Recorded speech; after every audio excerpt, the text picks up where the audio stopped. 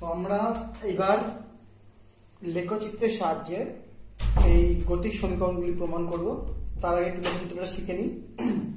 লেখচিত্র এখানে আমরা 5 ধরনের দেখতে পাচ্ছি। সরণ সময় লেখচিত্র 2 ধরনের, সময় আর বেগ সময় লেখচিত্র 3 ধরনের।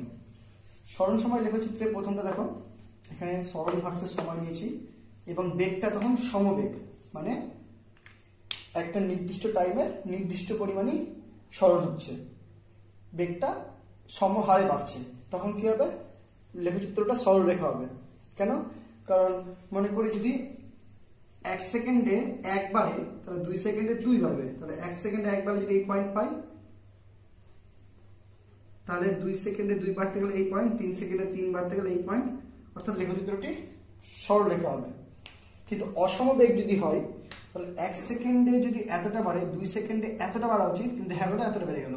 3 সেকেন্ডে এতটা বাড়া উচিত, দেখা গেলো এতটা বেড়ে গেল। তো ঠিকঠাক বৃদ্ধিটা যেহেতু নেই, সেই জন্য লেখচিত্রটা কার্ভ হবে। এতটা হতে পারে, আবার কার্ভটা এলোমেলো হতে পারে। কিন্তু যদি বেগটা সমান হয় তাহলে একদম স্ট্রেট লাইন হবে। এই গেল সরণ সময় লেখচিত্র। বেগ সময়ের ক্ষেত্রে এইদিকে আমরা নিচ্ছি সময়, এদিকে বেগ। এবার যদি সমত্বরণ হয়, সমত্বরণ মানে যদি একই সময়ে একই পরিমাণ বেগ বৃদ্ধি পায়, একই রকম 1 সেকেন্ডে যদি বেগ বাড়ে 1, 2 সেকেন্ডে বেগ যদি বাড়ে 2, 3 সেকেন্ড যদি 3, তাহলে এটা স্ট্রেট হবে। এবার ইউ ইকুয়াল টু 0 মানে বোঝাচ্ছে যে প্রাথমিক বেগ 0, মানে বেগ বৃদ্ধিটা 0 থেকে শুরু হয়েছে, 0 থেকে 1, 2, 3 করে বাড়ছে, সময় 1, 2, 3 যখন বাড়ছে, সেটা স্ট্রেট লাইন।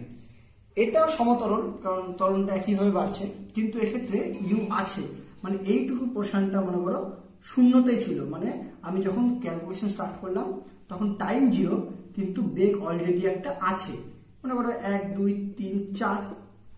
এরপরে যদি আমি 1 সেকেন্ড করে বাড়াই তাহলে দেখবো 4 থেকে 5 হবে, 2 বাড়ালে 6 হবে, 3 বাড়ালে 7 হবে, অর্থাৎ এখান থেকে জিনিসটা কিন্তু স্ট্রেট লাইনই হবে।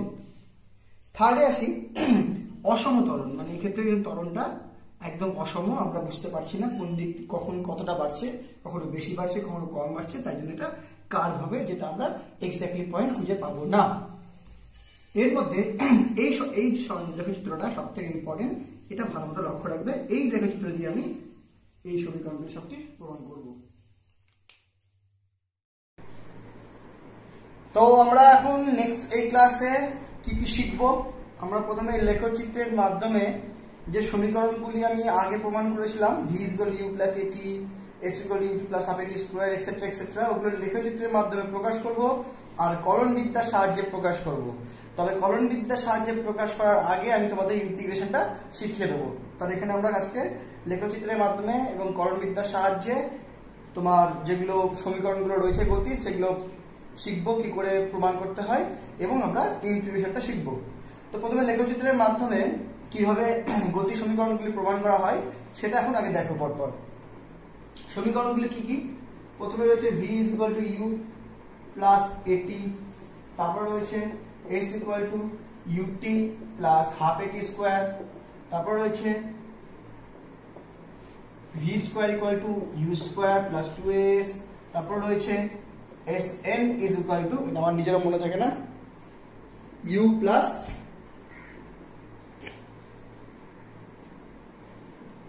half a 2n - 1। এই সমীকরণগুলি আমি লেখচিত্রের সাহায্যে প্রকাশ করব। তো সব থেকে ইম্পর্টেন্ট যেটা লেখচিত্র, কারণ প্রত্যেকটাতে দেখো ইউ রয়েছে, মানে প্রাথমিক বেগ রয়েছে, এবং এই সমীকরণগুলি প্রত্যেকটাই যে ত্বরণ ইউজ করা হচ্ছে এ, সেই ত্বরণটা কিন্তু সমত্বরণ। তাহলে আমরা যে লেখচিত্রগুলো আগে শিখলাম তার মধ্যে সমত্বরণে যে লেখচিত্রটা ছিল বেগ ভার্সেস সময়ে, সেই লেখচিত্রে, এবং প্রাথমিক বেগ যেটাতে ছিল ইউ, সেই লেখচিত্র দিয়ে আমরা এই সবটি কিন্তু প্রমাণ করতে পারবো। তাহলে লেখচিত্রটা একবার দেখে নিই, দেখো মন দিয়ে। লেখচিত্রটা ছিল এরকম, এদিকে যদি টাইম প্লট করি আর এদিকে যদি বেগ প্লট করি, তাহলে আমরা দেখেছিলাম যে ধরি একটা স্টার্টিং এ ও একটা বেগ ছিল ইউ, মানে এখান থেকে যাত্রা শুরু করলো, তারপরে as time goes বেগ বাড়ছে, মানে তোমার ত্বরণ হচ্ছে এবং বেগটা বৃদ্ধি পাচ্ছে। সেরকম করতে করতে একটা সময় মনে করো বেগটা এখানে পৌঁছালো, দ্যাট ইজ দ্য গ্রাফ। এটা হলো তোমার বেগ সময় লেখচিত্র, যেখানে প্রাথমিক বেগ রয়েছে। এটা বেগ সময় লেখচিত্র যেখানে প্রাথমিক বেগ রয়েছে এবং অন্তিম বেগ রয়েছে। তো আমি কিছু নাম দিয়ে এবার প্রকাশ করি। সাপোজ এটা ও, এটা এ, এটা বি এবং এটা সি, ঠিক আছে? তাহলে এইখান থেকে ও সি এত দূর কি বোঝাচ্ছে? এটা বোঝাচ্ছে টাইম। ও সি কি বোঝায়? টাইম। এবার এখান থেকে এত দূর মানে ও এ, এটা কি বোঝাচ্ছে? এটা বোঝাচ্ছে প্রাথমিক বেগ ইউ, মানে এখান থেকে এতটা টাইম 0 কিন্তু তাও বেগ রয়েছে, মানে এটা প্রাথমিক বেগ রয়েছে। যদি প্রাথমিক বেগ 0 হতো তাহলে লেখচিত্রটা এখান থেকে স্টার্ট হতো। যাই হোক, হয়ে গেল। এবার এখান থেকে এতটাতে কি সৃষ্টি হয়েছে? ত্বরণ সৃষ্টি হয়েছে। তার ফলে বেগ বেড়েছে এখানে কিছু, অর্থাৎ এই সময় বেগটা এখন এটা ছিল ইউ এতটা, এইটা বোঝাচ্ছে হলো তোমার ভি, অর্থাৎ বিসি, এটা তোমার বোঝাচ্ছে মানে অন্তিম বেগ ভি। তাহলে আমরা প্রাথমিক বেগ টি, টাইম টি পেয়ে গেলাম, প্রাথমিক বেগ ইউ পেয়ে গেলাম, অন্তিম বেগ ভি পেয়ে গেলাম। এবার আমার দরকার ত্বরণ এ, কারণ সমীকরণগুলো প্রমাণ করতে গেলে আগে ডেটাগুলো বের করে নিতে হবে। এবার ত্বরণ বের করার জন্য তোমাকে বলে রাখি, মনে রাখবে এইখান থেকে এত দূর কি হয়েছে? এই জায়গাটাতে ত্বরণ সৃষ্টি হয়েছে, তাই তো? এইবার ত্বরণ মানে হলো, যদি আমি এই ত্রিভুজটা কমপ্লিট করি, দেখো তাহলে ওসি টাই কিন্তু এখানে পৌঁছে গেল, ওডি, মানে ওসি আর ওডি কিন্তু এক। তাহলে আমরা সমীকরণগুলো প্রমাণ করার জন্য এবার বের করব ত্বরণ এ। তো যাই হোক, ত্বরণ এ ইকুয়াল টু দেখা যাক সমীকরণ থেকে কি হয়। তো আমরা দেখছি ত্বরণ এ ইজ ইকুয়াল টু, আমরা জানি বেগের পরিবর্তন বাই সময়।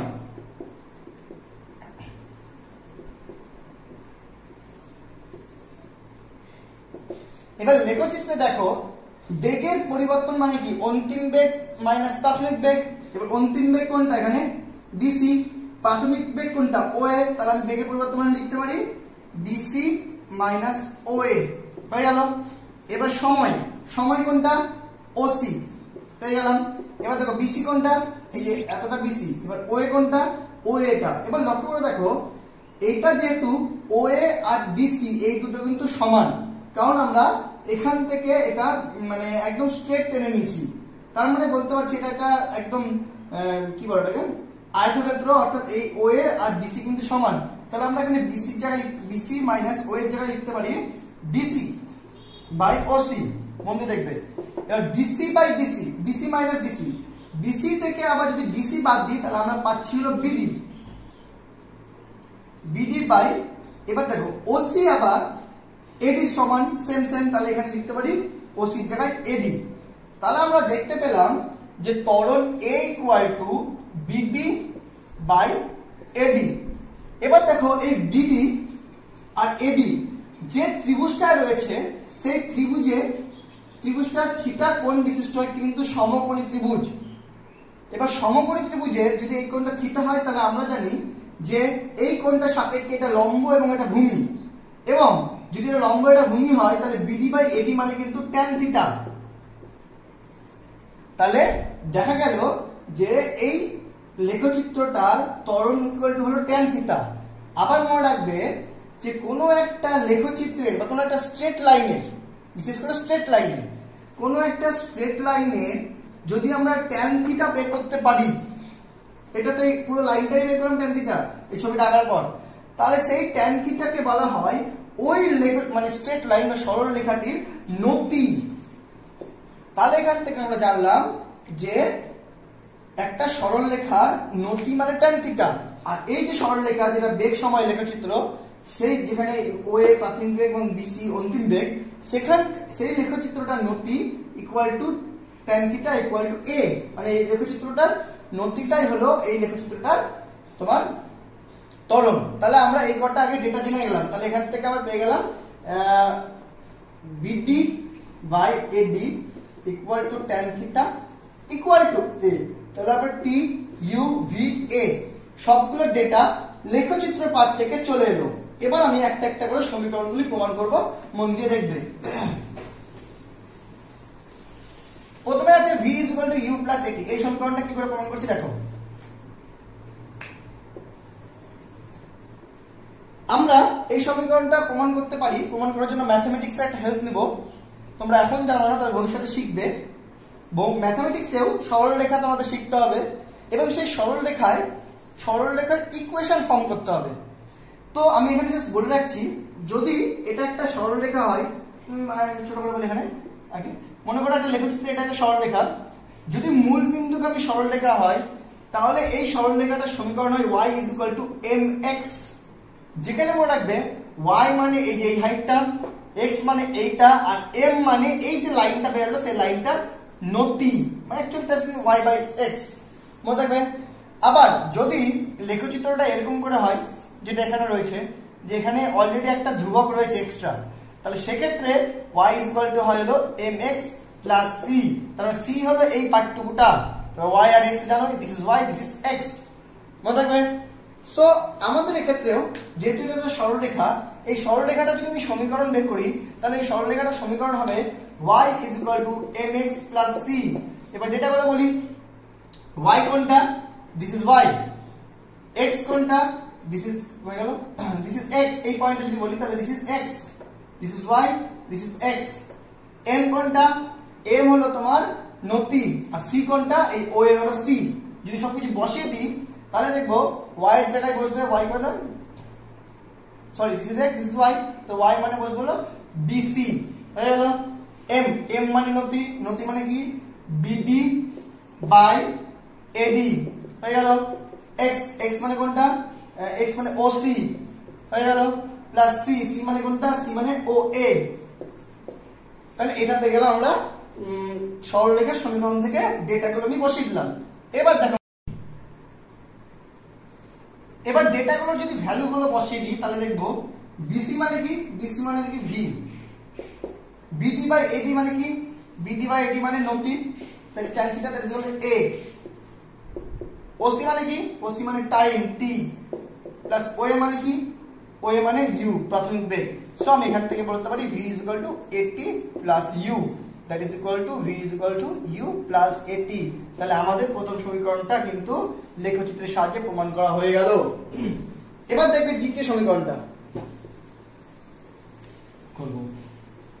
দ্বিতীয় সমীকরণটা করার জন্য একটু অন্য স্টাইল ইউজ করব। এটা একটু শিখে নাও নতুন একটা জিনিস। মনে রাখবে, যদি আমি কোনো একটা লেখচিত্র,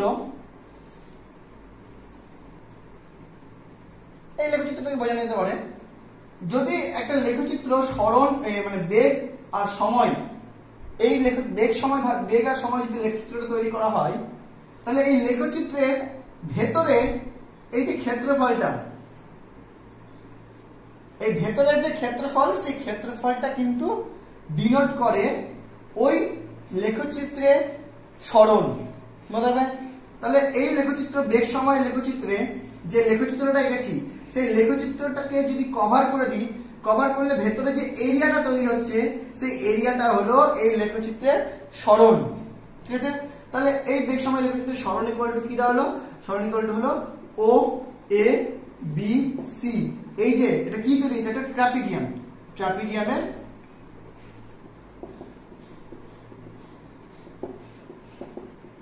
ক্ষেত্রফল। তাহলে আমরা এই লেখচিত্রে বলতে পারি যে এস মানে হলো এই ভিতরটার ক্ষেত্রফল। তাহলে দেখা যায় ক্ষেত্রফলটা কি। এবার লক্ষ্য করে দেখো যে এই ট্রাপিজিয়ামটা একটা আয়তক্ষেত্র আর একটা ত্রিভুজ দিয়ে তৈরি। অবশ্যই ট্রাপিজিয়ামের ক্ষেত্রফল বের করার দুটো সূত্র রয়েছে। একটা সূত্র হলো যে আমি যদি ট্রাপিজিয়ামটাকে ভেঙে নিতে পারি, যে ও কি কি সামান্তরিক চিত্র দিয়ে গঠিত, সেই চিত্রগুলোর আমি যদি ক্ষেত্রফল ইন্ডিভিজুয়াল বের করে যোগ করি তাও হবে। অথবা গোটা মানে গোটা যদি ট্রাপিজিয়ামটার ক্ষেত্রফল বলি, তারও একটা সূত্র রয়েছে, সেটা হলো গোটা ট্রাপিজিয়ামের ক্ষেত্রফলের সূত্র হলো যে ট্রাপিজিয়ামটার ছোট বাহু হাফ ইন্টু ট্রাপিজিয়ামটার ছোট বাহু যোগ বড় বাহু ইন্টু ভূমি, এটা কিন্তু একটা সূত্র। তো আমার এক্ষেত্রে এই সমীকরণটা প্রমাণ করতে গেলে আমি ট্রাপিজিয়ামটাকে দুটো আলাদা আলাদা চিত্রে ভেঙে নিয়ে তাদের ক্ষেত্রফল বের করে যোগ করে বের করবো। পরেরটাতে আমরা গোটাটা নেব। দেখো এটা ক্ষেত্রে কি করছি, এটা কি করলাম, আমরা এটাকে ভেঙে নিলাম ত্রিভুজ এ বি ডি এর ক্ষেত্রফল প্লাস আয়তক্ষেত্র এ বি সি ও এর ক্ষেত্রফল। তো ত্রিভুজ এ বি ডি এর ক্ষেত্রফল কি হাফ ইন্টু ভূমি ইন্টু উচ্চতা, কারণ এটা একটা সমকোণী ত্রিভুজ হাফ ইন্টু ভূমি কই, ভূমি হলো এডি, উচ্চতা কই, উচ্চতা হলো বিডি, হয়ে গেল। প্লাস এটা কি হবে, যে কোনো বাহুর গুণ মানে দুটো দৈর্ঘ্য ইন্টু প্রস্থ, আমি নিলাম এও ইন্টু ওসি, হয়ে গেল। এবার এটা দেখো মন দিয়ে, হাফ নিলাম এডি, এডি কোনটা, এডি এটা, এবার এডি ইন্টু রয়েছে বিডি। আমি কি করলাম, আমি এখানে এডি কে রাখলাম ইন্টু বিডি কে এডি দিয়ে ভাগ করলাম। মনে হবে কি করলাম, এই বিডি কে একটা এডি দিয়ে ভাগ করলাম। অবভিয়াসলি করা যাবে না, কারণ এডি তো নেই, কিন্তু যদি আমি একটা এডি এক্সট্রা গুণ করি তাহলে কিন্তু করা যাবে। তাহলে আমি কি করলাম, এডি রেখেছিলাম, বিডি কে একটা এডি দিয়ে ভাগ করলাম আর একটা এডি দিয়ে গুণ করলাম, কোনো অসুবিধা নেই। আর এটা যা আছে তাই রাখলাম। আমি কিন্তু সমীকরণটা দেখে এগোচ্ছি। হাফ, এবার দেখো এডি রাখলাম, বিডি বাই এডি হয়ে গেল, নতি পার্ট এ পেয়ে গেলাম, আর দুটো এডি নিয়ে এডি স্কোয়ার হয়ে গেল। এদিকে বিডি বাই এডি রাখলাম প্লাস এও ইন্টু ওসি। এবার দেখো মোটামুটি সব ডেটাগুলো পেয়ে গেছি। এবার বসিয়ে দিই, হাফ এডি কই, এডি মানে এডি কই, এডি মানে ওসি একই ব্যাপার, টি স্কোয়ার। বিডি বাই এডি মানে কি, বিডি বাই এডি মানে tan থিটা এ, এও মানে কি, এও কোনটা, এও মানে ইউ, আর ওসি মানে কি টি। সো ফাইনালি দাঁড়ালো is equal to u t plus half a t square. দেখো বোঝা গেল কিনা, হয়ে গেল সেকেন্ড সূত্রটা প্রমাণ। এবার চলে আসি থার্ড সূত্র, v square equal to u square plus 2as। এই সমীকরণটা প্রমাণ করতে গেলে আমি আবার সেম এই ট্রাপিজিয়ামের ভেতরটাই নিলাম। তো ট্রাপিজিয়ামের ভেতরে নেওয়ার আগে আমি মনে করো জানি already a is equal to BD by AD, এটা আমি জানি, এটা রাখলাম। এবার s ইকুয়াল টু আমি কি বললাম, s ইকুয়াল টু ট্রাপিজিয়ামের ক্ষেত্রফল, কোন trapezium, O A, O A C B ট্রাপিজিয়ামের ক্ষেত্রফল। আমি এই সমীকরণ ধরে গেছি। হ্যাঁ, এবার তাহলে এ আর এস যদি আমি গুণ করে দিই তাহলে কি দাঁড়াবে, BD by AD into O A C B ট্রাপিজিয়ামের ক্ষেত্রফল। এইবার আমি বিডি বাই এডি রাখলাম। এবার ট্রাপিজিয়ামের ক্ষেত্রফলটা আমি ডাইরেক্ট বের করবো। তাহলে ডাইরেক্ট বের করার সূত্রটা কি বললাম, হাফ ইন্টু ছোট বাহু যোগ বড় বাহু ইন্টু ভূমি। দেখো বোঝা গেল কিনা, হয়ে গেল। এবার দেখো এই এডি আর ওসি সেম, এডি আর ওসি, সো এটা কেটে গেল, থাকলো half into BD into O A plus BC. এবার দুইটা গুণ করে দিলাম, তাহলে 2as equal to BD into O A plus BC হলো। এবার লক্ষ্য করো বিডি মানে কোনটা, দিস ইজ বিডি। বিডি কে আবার লেখা যায় দেখো বিসি মাইনাস ডিসি। কি লেখা যায়, বিসি মাইনাস ডিসি। আর এটাকে রাখলাম ও এটাকে আমি আগে বিসি লিখলাম, বিসি প্লাস ও এ হয়ে গেল। এবার যদি ডেটাগুলো এখানে বসিয়ে দিই তাহলে বিসি কোনটা, বিসি মানে ভি মাইনাস ডিসি মানে ও এ মানে ইউ ইন্টু বিসি, বিসি মানে ভি প্লাস ও এ মানে ইউ। তাহলে এটা আবার দাঁড়ালো v minus u, v plus u, that is v square minus u square, that is v square minus u square equal to 2as, that's mean v square equal to u square plus 2as হয়ে গেল। দেখো তাহলে এটা third লটা প্রমাণ হয়ে গেল। এবার চলে আসি ফোর্থ ল।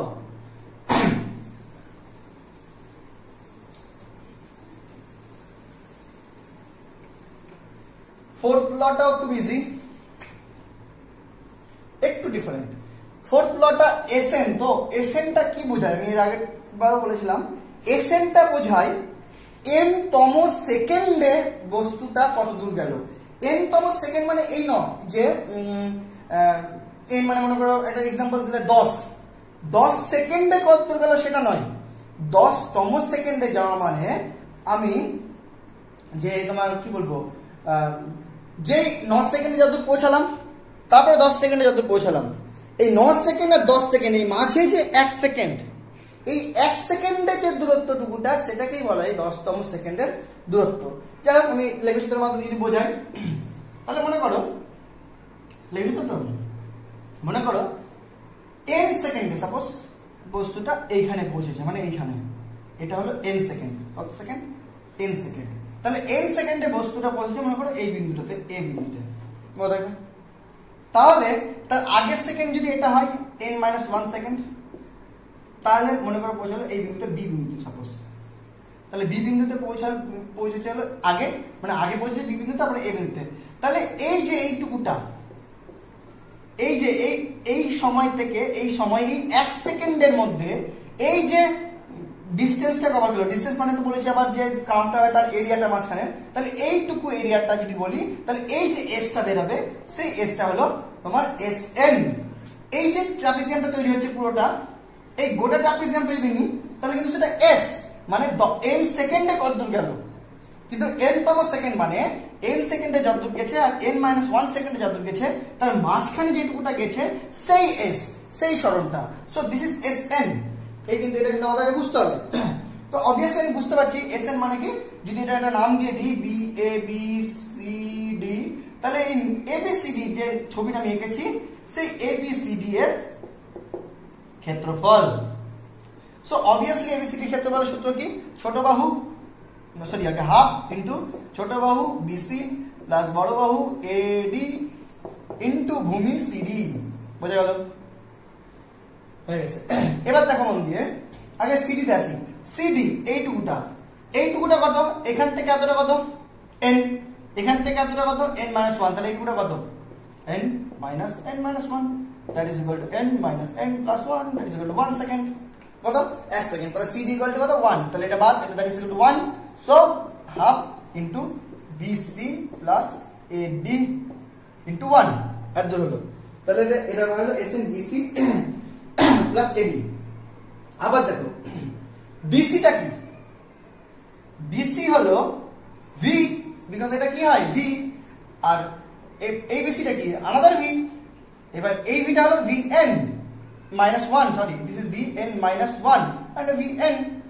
এবার যদি আমি যে কোনো একটা করে ধরি, যদি এইটাই ধরি VN-1 টা, তাহলে VN-1 যদি বের করতে চাই তাহলে VN-1 কি দিয়ে হবে, এটা V equal to U plus AT, so এখানে VN-1 কত হবে, সো VN-1 যদি বের করি তাহলে কত হবে U plus AT, U কত, U this is U plus AT, A কত A রাখলাম, এবার টাইমটা কত, টাইমটা হলো n-1, বুঝা গেল?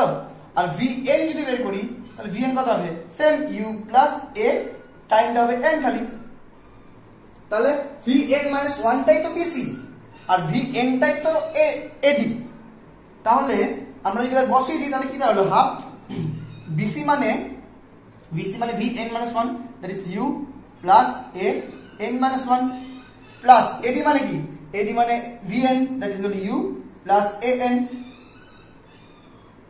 এবার যদি ক্যালকুলেশন করি তাহলে কি দাঁড়াবে, হাফ 2U প্লাস n যোগ হলে 2AN আর এটা মাইনাস A, দেখো এরকম দেওয়া হলো।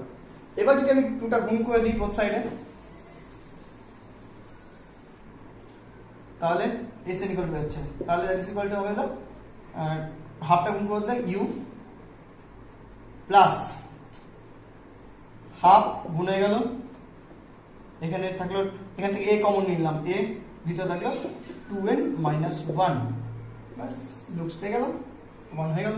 দেখো তাহলে ফোর্থ লটা আমি গ্রাফের সাহায্যে প্রমাণ করে দিলাম। ফোর্থ লটা একটু আস্তে আস্তে দেখবে, আশা করি বুঝতে পারবে, না বুঝতে পারলে জানাবে।